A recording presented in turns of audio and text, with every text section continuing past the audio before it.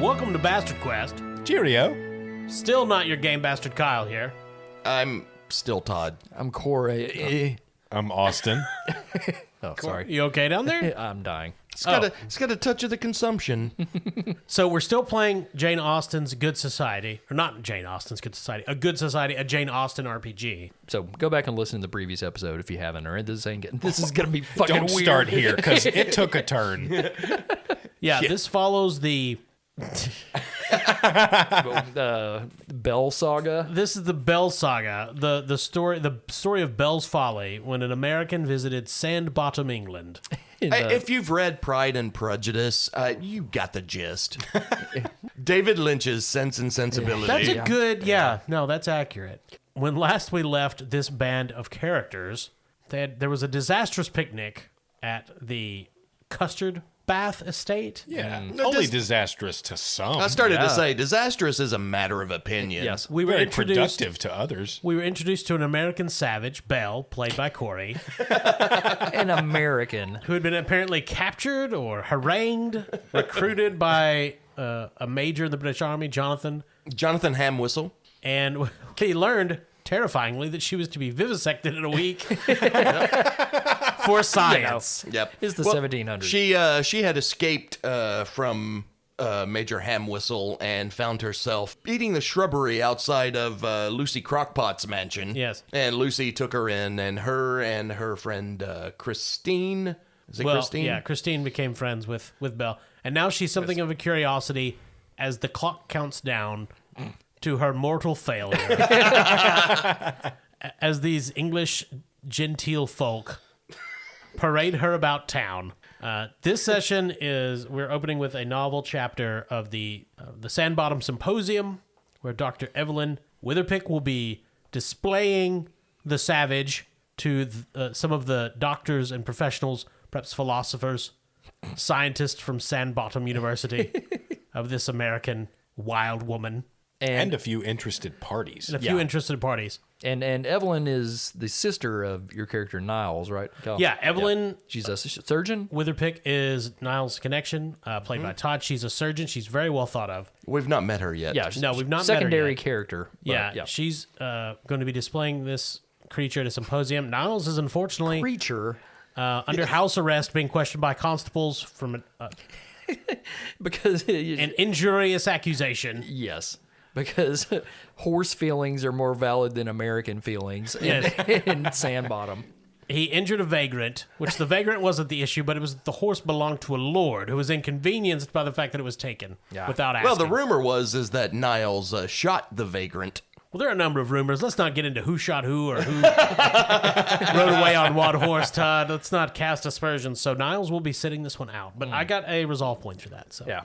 So it opens with this a lot of English gentlemen and ladies muttering and discussing amongst themselves in this amphitheater-like space. This is one of those medical amphitheaters where there's the big... Like the Nick. Yes. Yes. Yeah. Yeah, whereas there's that...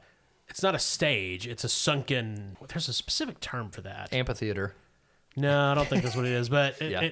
But anyway. it's in the round. It's in the round, yeah. The floor is sunken, and then above it are seats where Right. many doctors and scientists and It's like interested an parties. observation hall. There Yeah. we go. It's a suffer circle. A suffer circle, and Belle is in the middle of it in a chair, manacled?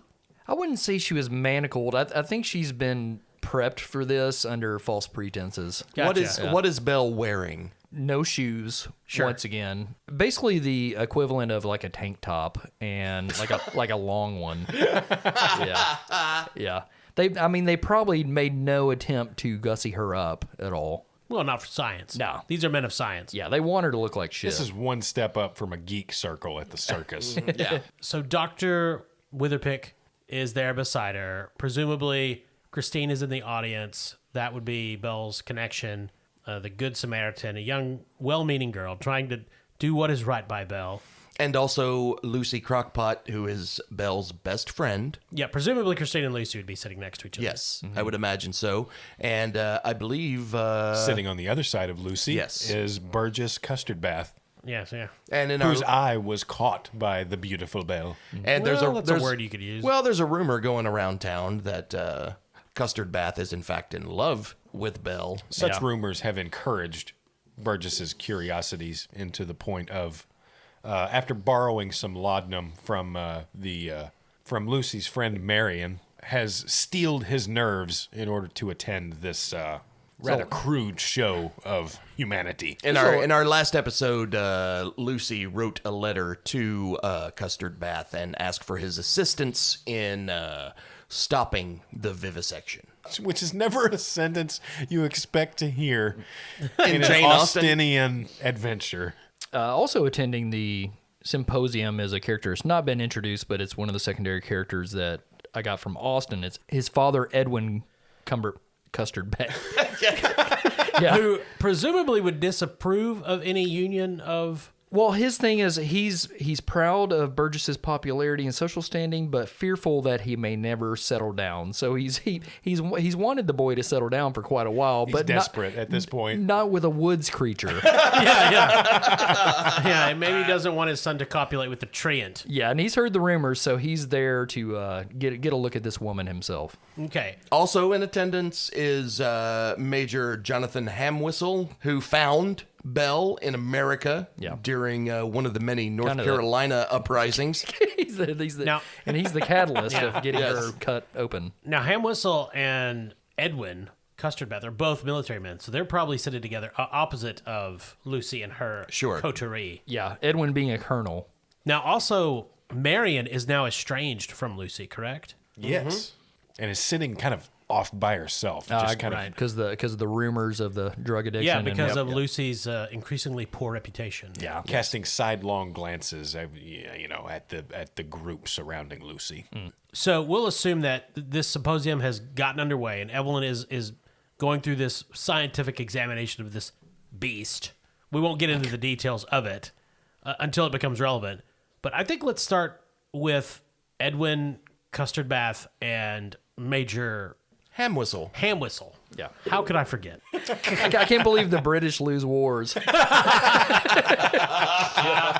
Even if they won, nobody would want to read that in history. Right. So what are they discussing as Dr. Evelyn carries on this symposium? Well, my good man, I'm hoping that this vivisection will prove once and for all that that the insides of the Americans are totally made up of tree bark. Jesus. I got to think of a voice for Edwin. I didn't think about that. I'm going to go Patrick McGowan. Well, Major, my main concern is with my boy, as you know. I cannot believe that he would... as much as I want him to be betrothed, I prefer it would not be to this barbarian. Well, of course not. I mean, obviously, who would want to see the heir to their fortune wed to a woods creature? I'd sooner see him betrothed to that laudanum whore. What is her name again? You speak Martin Poppins. You speak of Marion Poppins. Yeah. Yes, no. I mean, whether wed or not, let him have a fling. So we'll cut over to Lucy and Christine and Burgess watching this display. Now, even though they're anti-vivisection, they're definitely pro-display. Yeah, they're fascinated. Belle is a creature of grace and wild beauty. So for just a moment, then, what's happening down in the staging area? Todd, you play Evelyn. What's happening? Oh, God.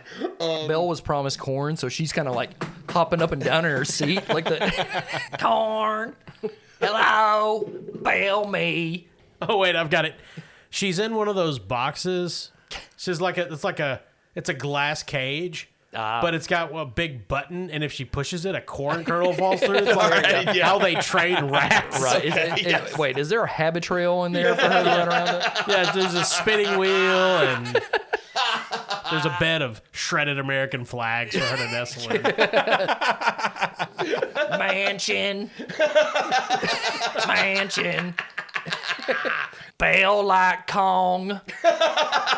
She's being displayed like King Kong. Oh yeah, Yeah, yeah. it's the movie. Mm-hmm. Yeah. She's got a nest. She's got corn. Every so often, Evelyn throws a tube of ivermectin into the crate. Oh, God. Okay, so Evelyn, thank you all for coming. Aye. Evelyn is Dr. Strangelove. Yeah. I love it. I was thinking Peter Lorre. Thank you all for coming so much.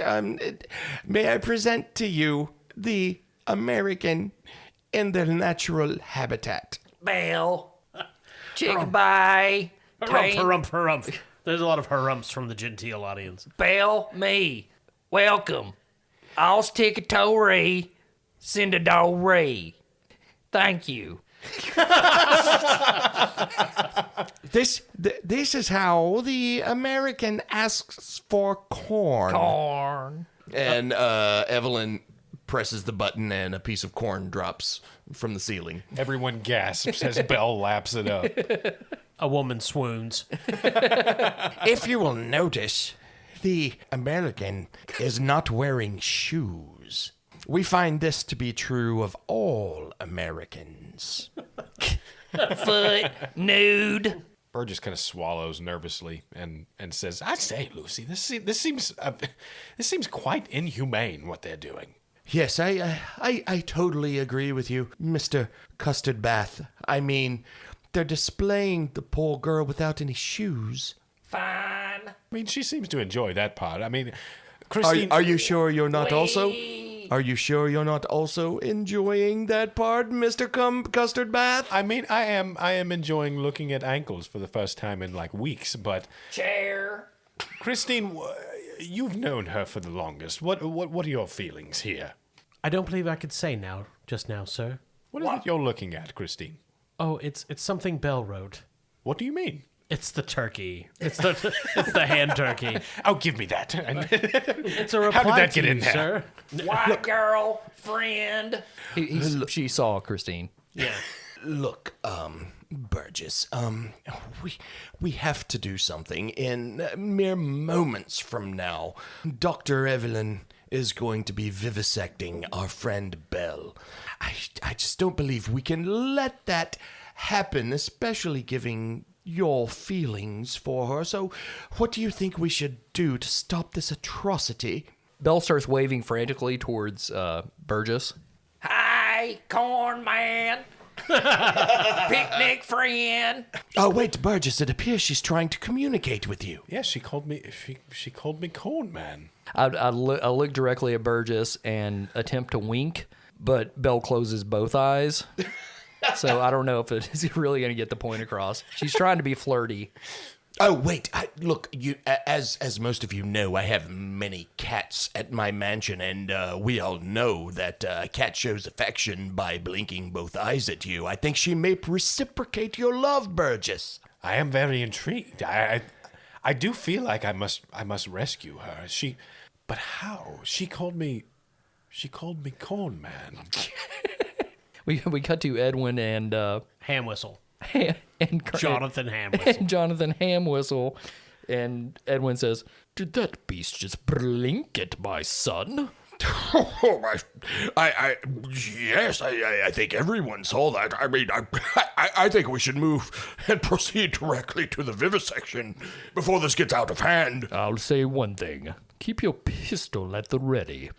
Burgess says to Lucy, I'm not sure what to do. I know she needs help, but Oh, my dear Custard Bath, I know exactly what you should do. Look, what we have here is a battle between science and love, and I always fall on the side of love. Therefore, I say you storm the stage and you release your beloved from her cage. Yes. And pledge your love to her in front of God and everyone.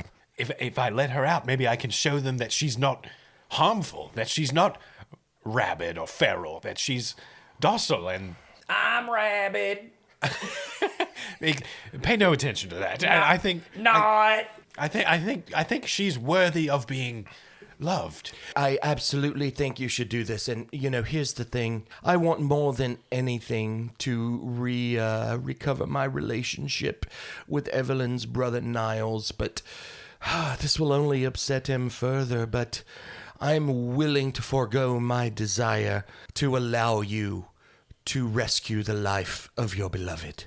So in his kind of laudanum-fueled haze, this logic makes perfect sense to Burgess. And he boldly stands up and begins to step clumsily down the amphitheater-leveled seats into the midst of the observation pen where Dr. Evelyn stands with the crate that contains Belle and declares, like, I propose we put a stop to this, and we put a stop to it now. His father, Edwin, speaks up. I say there, is he boldly walking towards that woman? Should I fire upon him? Keep your pistol at the ready. The audience is just going, harumph, harumph, harumph. So as this disgruntled murmuring breaks out amongst the audience, Burgess throws up his hands and says, we don't have to be like this. It says crickets from the I audience. start to say, nothing happens for a moment. And he really expected somebody to maybe cheer him on, but Even it Bell's, doesn't happen. Even Bell's like, what? His laudanum-fueled heart pushes him on further, and he says, this woman is worthy of dignity and love, to be acknowledged as a kind of person. And Edwin, just let me know when you want me to fire. He's referring to the creature as a woman. Finger on the trigger. Finger on the trigger. So Christine is going to spend a resolve to say, well, maybe, to convince the audience, yeah, maybe. Maybe, yeah. That's better than she was. Christine just says, well, maybe, and everyone starts going, yes, well, perhaps. I suspect, maybe. It could be worse, And this encourages Burgess on further, where he kind of signals to the audience like a preacher searching for applause and saying, like, yes, she's very worthy of this dignity. We should not take away her dignity. Edwin speaks up. Then why is she in a box? Well, because someone put her there. that would be me. For a reason. She did not choose to be in a box. She's an American. They all belong in boxes. Am I right? That remains to be seen. But this woman deserves all the dignity we can afford her. I am not an orator, but I mean here now to let her out of this crate and show you that she is capable of self-composure, and I'm just going to do it. And Burgess turns and starts to mess with the crate. Lucy is going to spend a resolve so that Evelyn has a change of heart and wants to also free Or at Belle. least give her the chance. Give her the Perhaps chance. they exchange a glance while this is going on. Evelyn, the doctor, right? The doctor, Yes. Dr. He's Evelyn going to literally vivisect her. Witherpick. Okay. Evelyn says, as much as I was looking forward to the vivisection, my scientific brain is quite curious as to what will happen if we let this creature out of the glass box. And she opens the door and lets Belle out. And Burgess kind of stands at the opening, motioning to the cowering form of Belle and saying, yes, it's all right. It's me. It's Corn Man. So I'm going to spend a resolve to invoke Belle's savagery, her savage negative tag, and I'm going to give it to Corey. And Corey, basically, you just have to do something savage Sure. that will. So Belle sniffs the air around. She sniffs to the right, she sniffs to the left, she sniffs up and down. She starts gently walking forward. As she cautiously walks to the door, Edwin Custard Bath, the father, shouts, "Corn shortage!" And her eyes go wide, and she runs towards the door, but hits the door because it's glass. It's like a bird flying into a window. So Dad gets her even more upset. She's starts bouncing around like fairly, runs past Burgess, almost knocks him down because he's on laudanum. Who's feeling marginally less confident. Looks to Dr. Evelyn and kind of like hisses at her and scampers away, running towards the door. No, Belle, come back. Leave. Major Ham Whistle is going to spend a resolve Okay. because he wants to turn everyone in the arena against Belle. Oh, it's a mob now. Yes. Suddenly people are pulling out torches and pitchforks from under their chairs. It's just a matter of time in England. He stands up and fires his pistol straight up into the air and says, "Now you see what happens when you treat Americans like humans?" And as the mob rises up and starts pounding toward the exit, Burgess faints. Ham Whistle is like, "To the forest! We must capture the creature!" Okay, so that's where we're going to end that scene. Yeah, okay. Now, normally we would do a reputation phase, but we're pretty sure this is going to last one more novel chapter, so we're just going to cut straight to that one. Yeah, shit's kind of hitting the fan here. Yeah. So who wants to... whose point of view is the most interesting to open with, I guess? So this is going to be a split, first of all. Essentially. So it's going to split between perspectives of different people. So then this is going to be a split between the two parties searching for Belle, I think. Yeah, and Yes. Belle. On the one side, there will be the mob led by Burgess's father, Major Ham Whistle. Marion, presumably, is part of that. And then on the other side, we have Burgess, who's with Lucy and Christine, whomever else is interested in. I think that's about it. Yeah. Lucy, Burgess, and Christine. Yeah, Belle did not touch that many hearts. Yeah. Just the dumb ones. Right? I think we start the scene with Belle running through the woods, drums playing loudly In her head. in her head. Yes. Yeah, it's the only instrument they have in North Carolina. Animal skin stretched over wood. So she's running. It's like Apocalypto. Sure. Yeah. She's running, Definitely. grabbing any kind of weaponry she can find, because she's been in some conflicts before. She's the John J. Rambo of North Carolina. That's basically what this is. Right, It's right. first blood Right. in the woods of Sandbottom, England. Yeah, so we see her. John J. Austen. Yeah, But it's like a park. There's benches and little walking trails. right. She's running past people with on a canoe who are just, what did Right. blazes? And the traps she lays are much more benign. We see her grabbing random things like pine cones and things that you assume she's going to build something with, like a very rudimentary, maybe a trap or something. She grabs a swan, breaks its neck for no reason. That's not part of the weapon. It's just there. She hates swans. And then we cut away. to the mob. Yeah, singing the song from Beauty and the Beast as they advance into the forest. I mean, they're just going to inexorably. I mean, they're the tide, right? I mean, they're going to catch her unless other events are. There's only 3 other people on her side, so everybody's looking for her. So Major Ham Whistle is controlling the mob, and he is saying, make sure you grab an ear of corn. It's irresistible to the beast. As they march through the woods, the first of Belle's traps springs. So now, are you using resolve for these traps? I can do that. Yeah. I mean, Okay. that would that Okay. could change the situation. So Okay, yeah, I'm gonna. The first trap is a crude effigy of mostly swan feathers for the hair of George Washington pops down. And the English see this and are startled. horrified.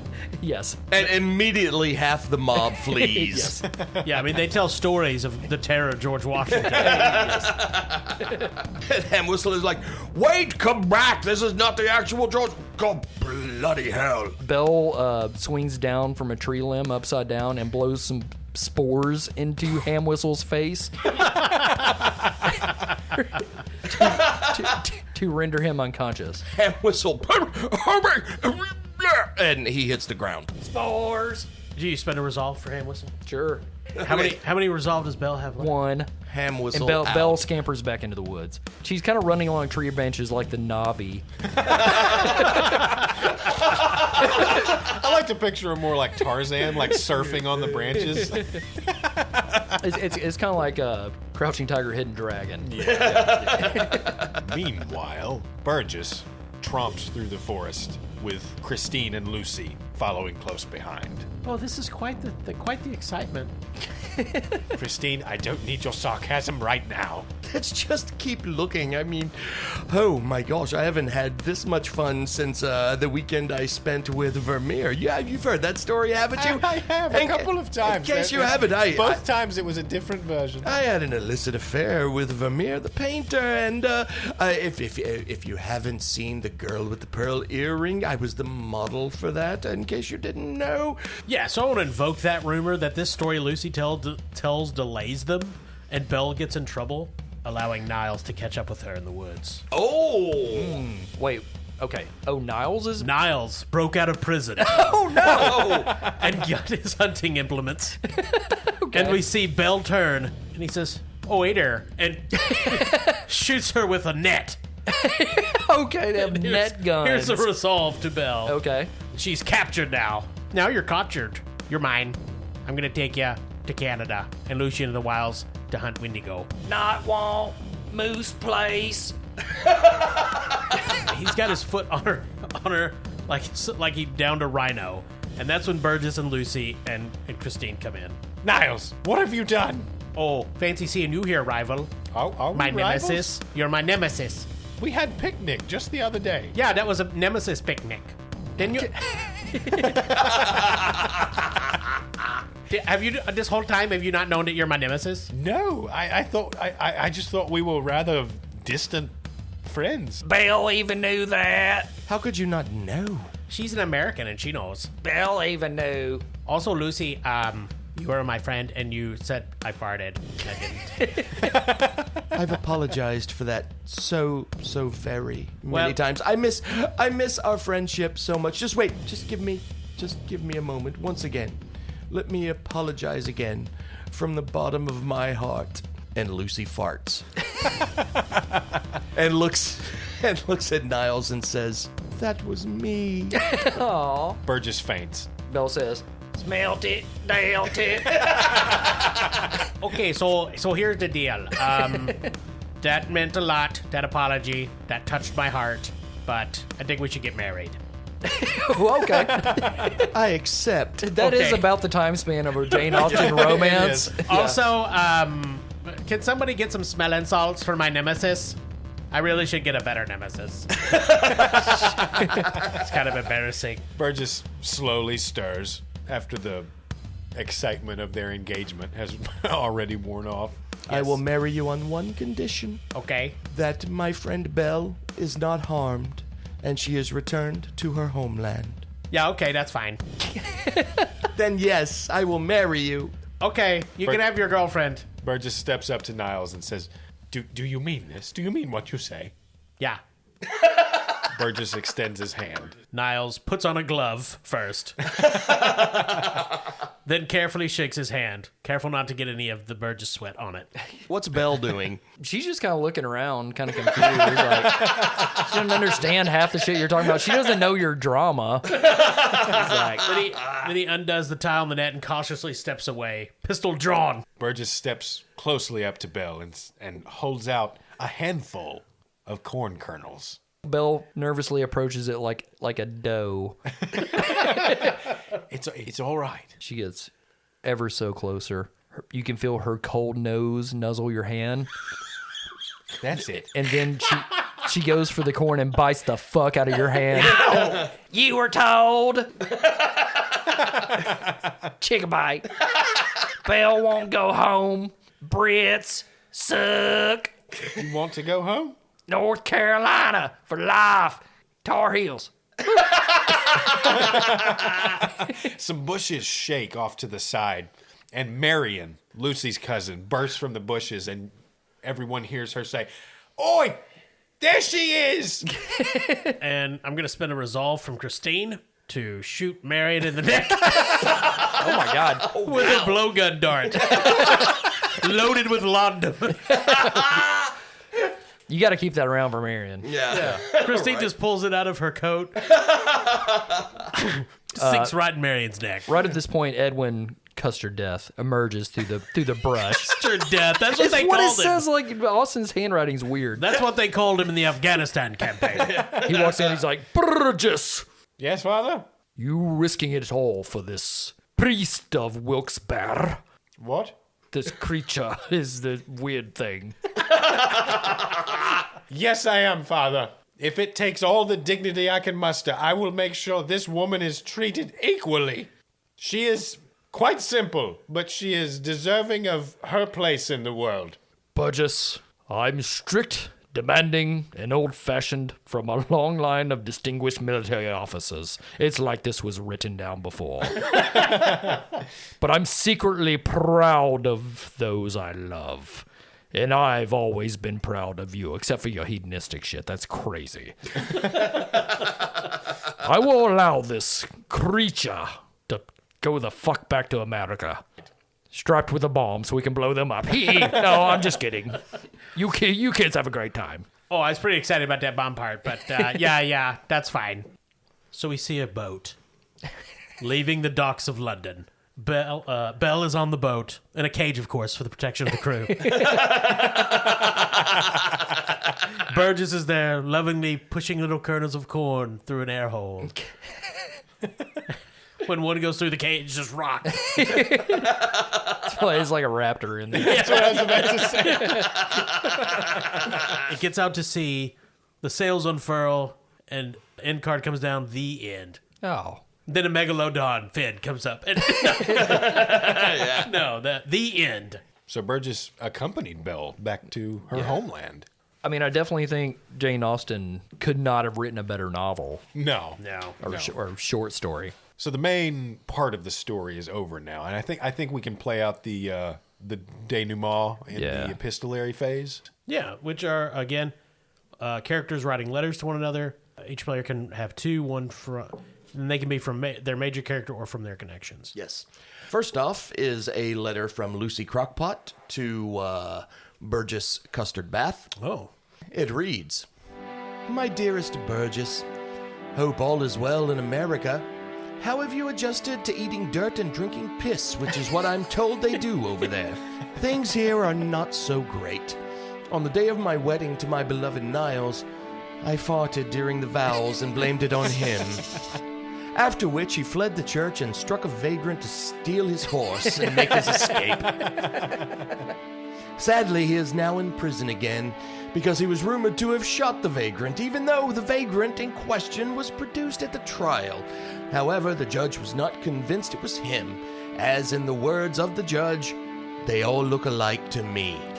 Oh, no. Love to Belle, yours, Lucy Crockpot. So I did two letters. One that I will have to modify slightly after hearing Todd's. The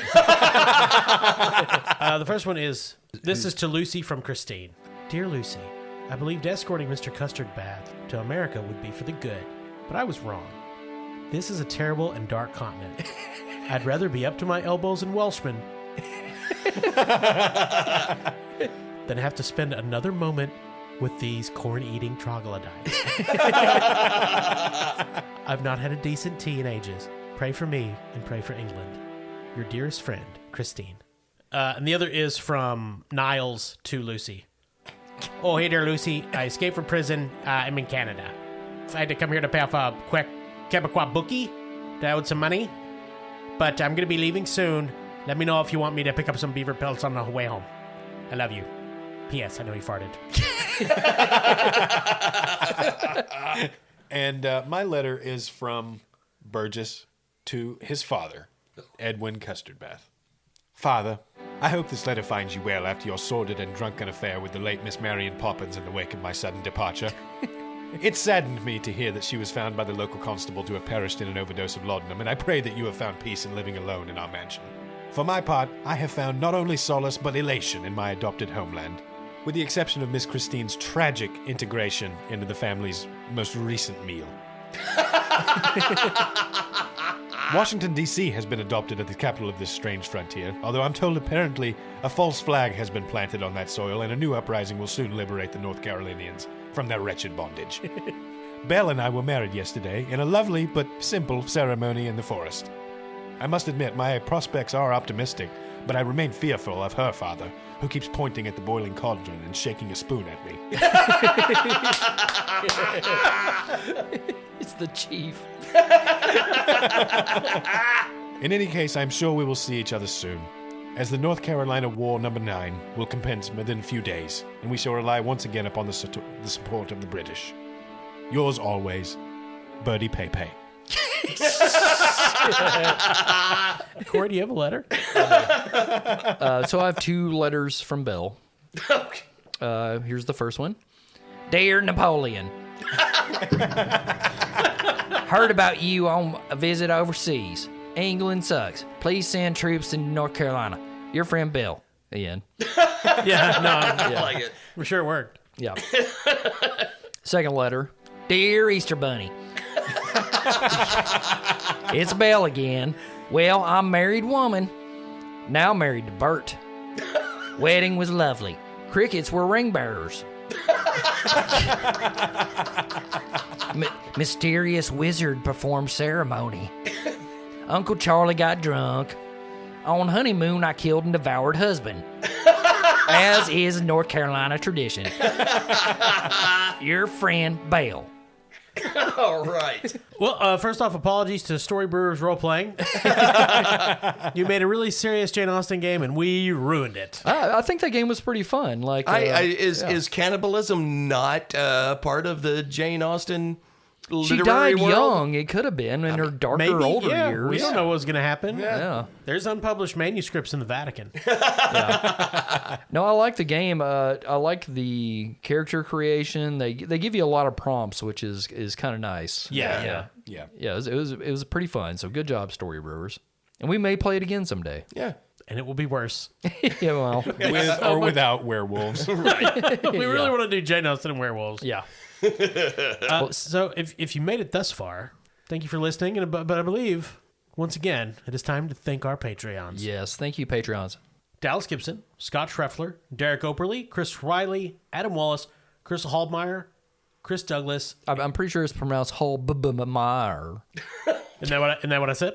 Yeah, I think I'm sorry. yeah, I'm mishearing things. Chris Douglas and Kenny Bussey. Yeah, thank you guys very much. Yes, absolutely. You're doing the Lord's work. And the artist formerly known as Prince. Weird. Wow. Well, I mean, it's his estate. Come on. Obviously, Prince Yeah. is dead. That'd be ridiculous. Yeah. It's not like he's a lich. Yeah, but if you would also consider getting on that Patreon, you could hear some cool shit coming up. Yeah, there actually is some funny stuff on there. Yeah, it's good. Thank you to our sponsor, Barrel and Bond. Barrel and Bond. We need more whiskey. They've yet to be raided by the police for meth. Here's hoping. There's treasure hidden in the bathroom walls. If you beat enough holes in it, you'll find it. Barrel and Bond, 100 Broadway, downtown Paducah. Remember, bathrooms full of treasure. They'll tell you to stop. They're trying to stop you. But yep, that'll do it for this week. Thank you guys. Yeah, thanks. I'm Kyle. I'm Todd. I'm Corey. I'm Austin.